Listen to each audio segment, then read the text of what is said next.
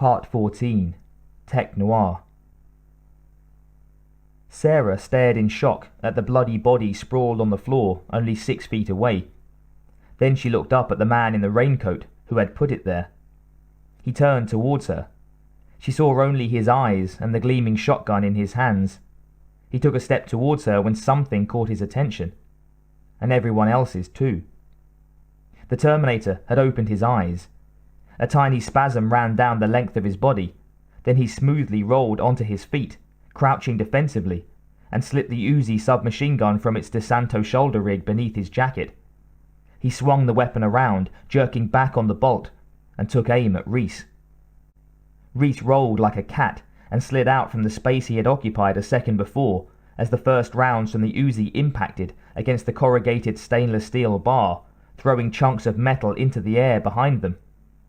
Tech Noir exploded in an orgy of violence and crashing bodies. Everyone snapped out of the shock that had seized them before and desperately ran, tripping, tumbling towards the windows and doors. A lot of them weren't moving fast enough. A young woman, who'd been having a particularly bad night to begin with, passed in front of Reese, just as he crossed behind her, going the other way. The Uzi's 9mm shell punched effortlessly through her ribcage. Sarah leaped from her chair and jumped into the stream of racing arms and legs that hurtled towards the front of the club. She was just reacting now, like an animal, instinctively taking herself away from death. The Terminator was standing calmly in the center of the room. He saw Sarah running for the front of the club, surrounded by other patrons. He started to squeeze off another burst from the Uzi when Reese caught his attention, moving towards the bar. Reese dove over the top of the bar, just as the Uzi raked the polished metal barricade, starting low and travelling up, to the top and over, missing Reese's flying calves by inches, disintegrating the mirror behind. Glass shards expanded in 1,000 different directions, showering the room and raining down on Reese's back as he hunched into a ball behind the bar. Sarah was halfway to the front door when the Terminator dismissed Reese from his mind and turned back to the primary target. He saw the top of her head bobbing in the stampeding crowd of terrified people. He raised the Uzi, extending it out in one hand, and sighted down the barrel as though it were a pistol. He waited until her head came up, then pulled the trigger. The 9mm rounds were screaming towards a point in the center of Sarah's wavy hair when the girl behind her selfishly tried to push her out of the way. She caught the bullets instead. They tore into the girl's back and pitched her forward, tripping Sarah and bringing them both down. Behind the bar, Reese reached into his pocket, slamming shells into the Remington as fast as he could. Faster! Faster! His hands were flying. Sarah was pinned under the heavy dead weight body. She looked back in horror as the huge murderous hulk advanced, steadily, calmly, almost casually towards her. Sarah tried to pull herself free. The girl was too heavy. Sarah was frantic. She pushed and tugged with all her strength, but it was too late. The Terminator was moving in for the kill, dropping the spent magazine from the Uzi, reaching for another one with his bloody hand, and slamming it in. An island of slow, precise movement amid the confusion and panic. Then he was standing right over Sarah and taking aim at point-blank range. Sarah stared up helplessly into his cold, flat eyes. They held nothing but death, and it was all focused on her. Suddenly, the Remington exploded again. It caught the Terminator in the shoulder and spun him completely around. Reese had fired in mid-air as he leaped from the back of one vinyl-covered booth to the next. He landed agilely and came up firing. He fired again. "Die, fucker!" and stroked up another shell. The Remington kept exploding, one blast after another, brutally, savagely, unrelentingly, pushing the Terminator backward towards the plate glass window. The fifth shot picked him up and threw him through it. It exploded outward in a cascade of tempered glass fragments. Sarah rolled over in time to see the window open like a shimmering gate to accept the blasted body passing through it. The Terminator hit the sidewalk like a crashing jet, sliding along the pavement before coming to rest. Blood ran over every visible inch of his tattered clothing. Reese picked up the Uzi from the floor and examined it. No good. One of his shells had torn into the upper receiver. He tossed it away and looked down at Sarah. She might be going into shock, he thought. It was time to go. He pulled the dead girl off and took Sarah's hand. She shrank away from him like a terrified animal. Then Reese glanced out of the front window and realized things were worse than bad. It wasn't a 700. Quickly, he kneeled down beside Sarah and took hold of her arm. His voice was full of urgency. "Come with me if you want to live," he said. Sarah shook her head, resisting. Then she saw what Reese already knew. Outside the window, the Terminator was rising, unsteadily, to his feet. Shards of glass ran off him like water. She had never seen a dead man before, but Sarah knew they weren't supposed to stand up. A lightning bolt of terror, greater than anything she could have ever imagined, pulsed through her. She stared, dumbfounded for a moment, at the smoking, bleeding tower of death rising up in front of her, and fixing its cold eyes on her like a sentence. "Oh my God," she whispered. "Come on!" Reese yanked Sarah to her feet, grabbed her hand, and clamped onto it, hard. She wasn't resisting him anymore. No matter that he was probably a murderous lunatic, or that 5 minutes ago she had been cringing in fear at the thought of being in the same room with him. Now he was someone who wanted to take her away from this thing in the window, and when Reese pulled Sarah's hand, she was ready to go. With Reese leading the way, they ran like hell towards the rear of the club, stumbling over the sprawled bodies of the 2 dancers who hadn't moved fast enough. The unmistakable rhythmic crash of the big man's feet thudded behind them.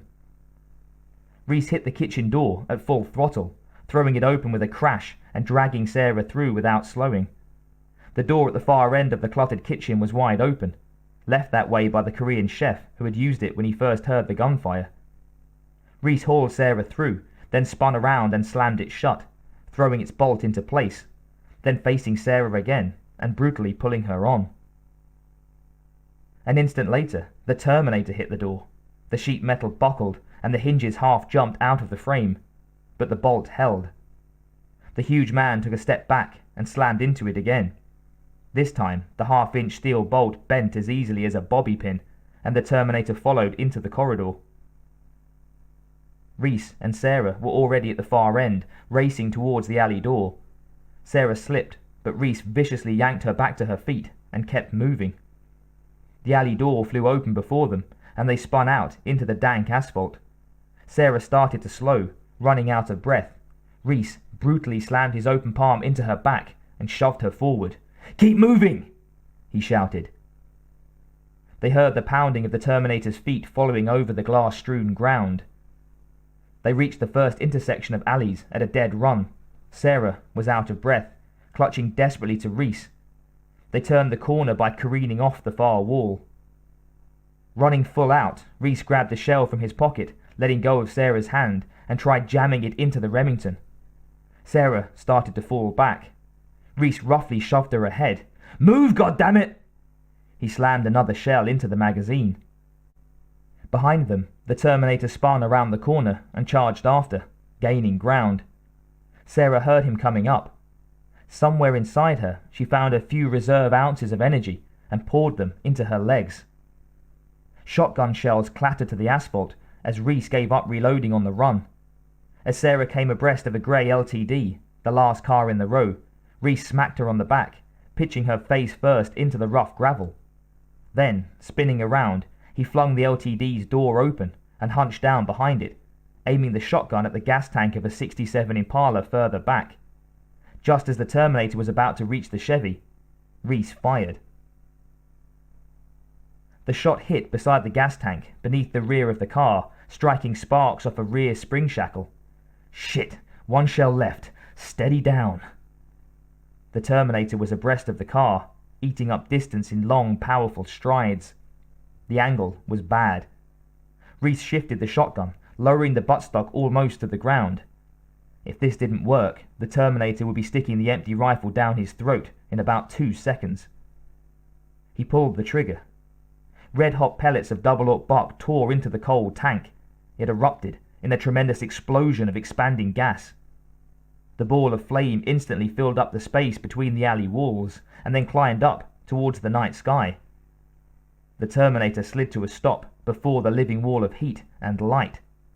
He knew his prey was safely on the other side and that he must act fast. For a microsecond, he considered his options.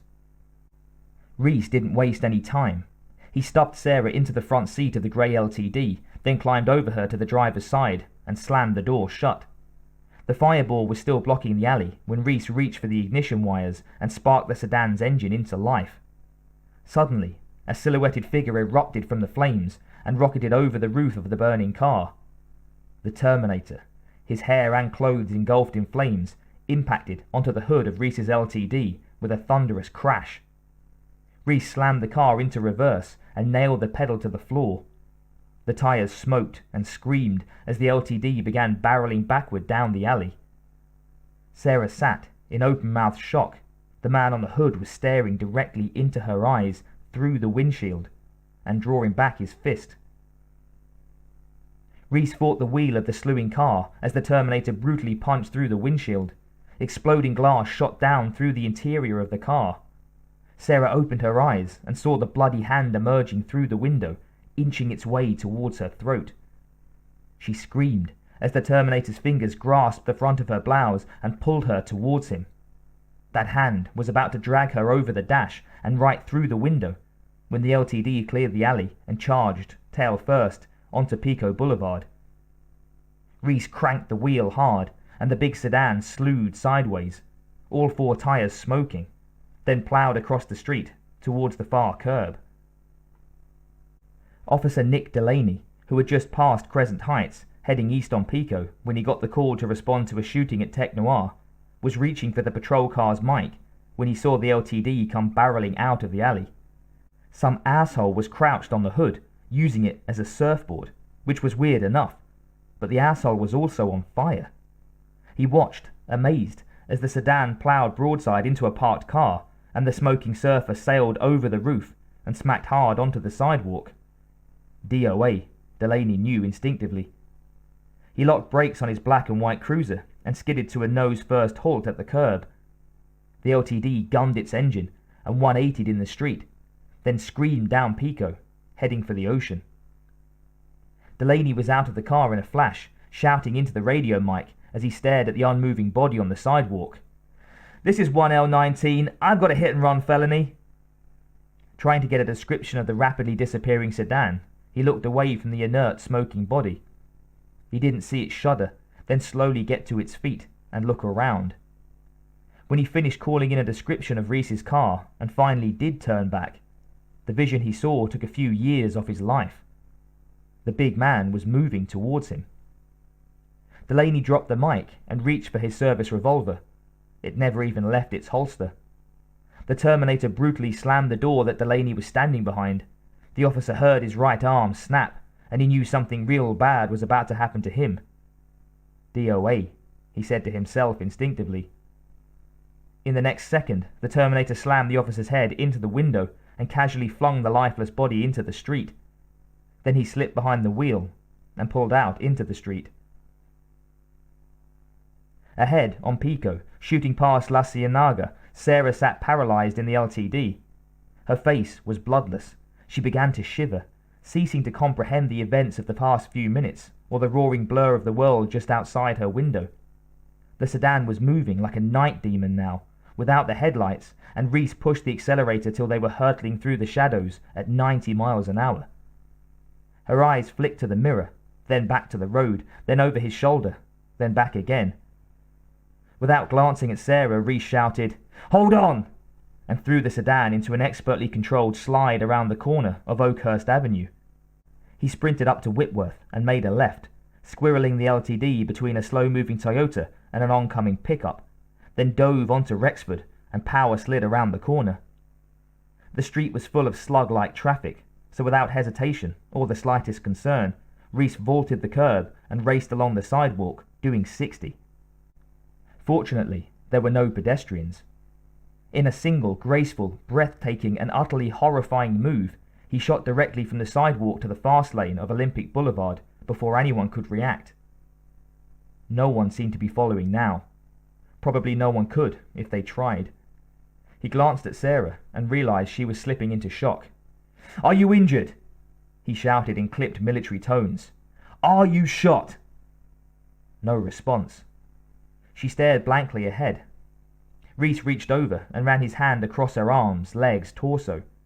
He was direct, impersonal, like a medic in the field. He methodically searched for wounds. She seemed to be undamaged. Sarah flinched. The vague sensation of being touched became clearer. She realized Reese's hand was all over her, and the resentment of this gross male violation energized her. She shoved Reese's hand away and reached for the door handle in a blind panic. It opened on a roaring blur. Reese slammed her back into her seat and yanked the door shut.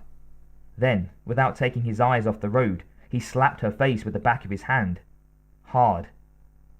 She sat completely still as her mind jolted back to rational consciousness. Then Reese spoke. "Do exactly what I say. Exactly. Don't move unless I say. Don't make a sound unless I say," he ordered. "Do you understand?" With the speedometer registering 85 miles per hour, he calmly reached over and locked her door, then fastened her seatbelt, cinching it in very tightly, with the same methodical movements as his body search. Sarah didn't answer, didn't nod, didn't move at all. "Do you understand?" he repeated, shouting. "Yes," Sarah replied, her voice cracking. "Please don't hurt me. I'm here to help you," he informed her. His voice was less menacing, but still just as clipped and purposeful. "I'm Reese, Sergeant TechCom DN 38416. There was a moment of clumsy silence. Then Reese did the only thing he could think of in that second. Sarah stared numbly at his outstretched hand. With zero enthusiasm, she automatically shook it. "I'm assigned to protect you," Reese said. "You've been targeted for termination." 14 blocks behind them, cruising smoothly through the late-night traffic, was LAPD Unit 1L19. The Terminator scanned the street in an unbroken series of perfectly symmetrical sweeps. He listened to the babble of radio traffic, filtering out the irrelevant broadcasts, listening for anything about the stolen grey sedan. Finally, he'd heard what he'd been waiting for. "Suspect vehicle sighted on motor at Pico, southbound," the dispatcher said. "Units 1A20 and 1A7 attempt to intercept. Unit 1L19, come in." Having logged the unit number as it was spoken by the car's ex-owner, the Terminator understood that the call would have to be answered.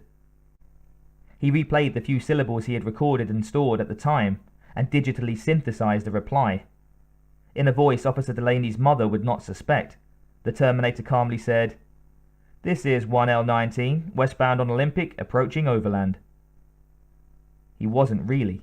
He was now racing down Pico, back towards Motor. And Sarah.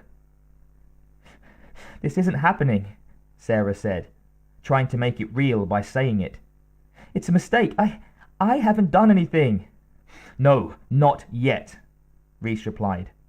"But you will." He fixed his eyes on hers. "It's very important that you live." Sarah looked away and did everything she could to shut it all out. But every time she opened her eyes, she was still in the LTD. "It isn't true. That man, he was dead. How could he get back up after you—" "Not a man," Reese cut in. "A machine. A Terminator. Cyberdyne Systems. 800 series. Model 101. "A machine," Sarah repeated incredulously. "Like a robot?" "Not a robot. A cyborg." Reese craned his neck around at two tiny pairs of headlights far back down the street behind them. "Cybernetic organism." "No," Sarah shouted. "He was bleeding." "Just a second," Reese said. "Keep your head down." The pairs of headlights had jumped up the street and were now closing in on them. The first LAPD cruiser pulled alongside and flicked on its searchlight, illuminating the battered sedan, checking it out. searing into the faces of Reese and Sarah. Reese caved in the cruiser's door panel. The officer tried to swerve away, but at 60 miles an hour, a car just doesn't behave itself. The cruiser skidded sideways, then swapped ends and flew through a newsstand into a parked cab. End of story. Sarah stared at the dead LAPD cruiser, then hunched down in the seat and tried to make herself disappear. Reese jumped into a tiny alley near Glendon. The other police cruiser piled in after, inches from the LTD's bumper, and together the two cars raced down the narrow, dark corridor. Sparks flew like fireworks as they scraped the walls and slalomed around protruding dumpsters. As Reese pulled his foot from the accelerator and stood on the brake, the officer jumped on the cruiser's brake. But in doing so, he flinched and turned the wheel. Just a fraction of an inch. Enough to catch the cruiser's front fender in the brick wall. Instantly, the car went sideways and jammed itself in the narrow alley. Reese squealed to a halt, threw the LTD into reverse and gunned the motor, hurling the battered sedan backwards towards the black and white cruiser. He slammed into the cruiser at 40 miles an hour, making it a permanent part of the alley. Then Reese raced back down onto Pico. Sarah sat up and glanced around, then over at Reese, still digesting the last piece of information he had given her. They were running from a cyborg, huh? Sarah took a good look at him. He was unshaved and filthy. He had an intense, dangerous look. More than likely, insane. Reese glided the sedan off of the street and into the driveway of a 4-story parking complex on Colby. The LTD's grille sliced through the painted wooden bar blocking the entrance, and the sedan climbed onto the first level. It was quiet now. Sarah looked away from Reese, afraid of the new calmness around them and what he might do in it. The image of that big man, the man who had to be dead, getting up and running after them, had burned itself forever onto the back of her eyelids. No matter how crazy the guy sitting next to her was, at least he wasn't that man. Reese was still ultra alert, cruising through the aisles of parked cars very cautiously. In the distance, he could hear the blare of sirens as dozens of police cars raced around, hunting for him. He had to get her out of the city, somewhere safe. It would be better if she helped him, if she understood. He could protect her against her will if necessary, but it would be better the other way. Reese looked over at Sarah. Just being this close to her made all the machinery inside him churn to a crashing halt. For a second, he couldn't speak. He was amazed that her presence, right there on the seat next to him, was such a casual fact. There she was, and so normal, and scared. Somehow it hadn't occurred to him that she would be scared. He turned down another aisle, staying on the lower level, and continued prowling the lot, looking for signs of trouble, and finding none. "All right, listen," he said calmly, still scanning from right to left. "The Terminator's an infiltration unit, part man, part machine." His intensity suggested he was telling her, unfortunately, the absolute truth. Sarah turned to him and listened. "Underneath," he went on, "it's a hyperalloy combat chassis, microprocessor controlled, fully armored, very tough. But outside, it's living human tissue. Flesh, skin, hair, blood, all grown for the cyborgs." He was talking faster now. She heard the words, but they didn't make sense. His explanation was only making things worse. "Look, Reese, I know you want to help, but—" Sarah said, trying to make her voice sound soothing so he wouldn't get angry. It didn't work. "Pay attention!" he shouted, snapping his head around towards her. "The 600 series had rubber skin. We nailed them easy. But the 800s are new. They look human. Sweat, bad breath, everything. Touch it, you'd feel warmth. But by then you'd already be dead. Very hard to spot. All those people back there." Reese hesitated, caught up in a sidebar emotion. "I had to wait until he moved on you before I zeroed him. I didn't know what he looked like." Sarah realized he was referring to the people who were injured or killed at Tech Noir. His manner had gone uncertain when he spoke of them. Then he hardened at a thought he spoke aloud. They would have died in the war anyway. He wasn't making any sense now, and she thought he might be spinning into utter madness right before her eyes. War? What war? And sweating cyborgs? Sarah was shaking her head. I'm not stupid, you know. They can't make things like that yet. Reese nodded. No, he said. Not yet. Not for about 40 years. Don't scream, said one of the little Sarahs in her abused mind. I've got to ditch this car, Reese said, in a distracted voice. He nosed the LTD into an empty parking space. Something really bad was undeniably happening. A horror story on 2 feet was stomping around the city, obsessed with killing her. Even if Reese didn't have both oars in the water, he had saved her life. She wanted to believe him. She really did. But this was too much. You're saying it's from the future? Sarah finally asked, almost unable to form the word. One possible future from your point of view, Reese said, haltingly, as if groping with a concept even he didn't have the words for. I don't know tech stuff, he added, a little defensively. And you're from the future too. That's right. Right, Sarah answered. She decided that not only were his oars out of the water, he didn't even have a boat.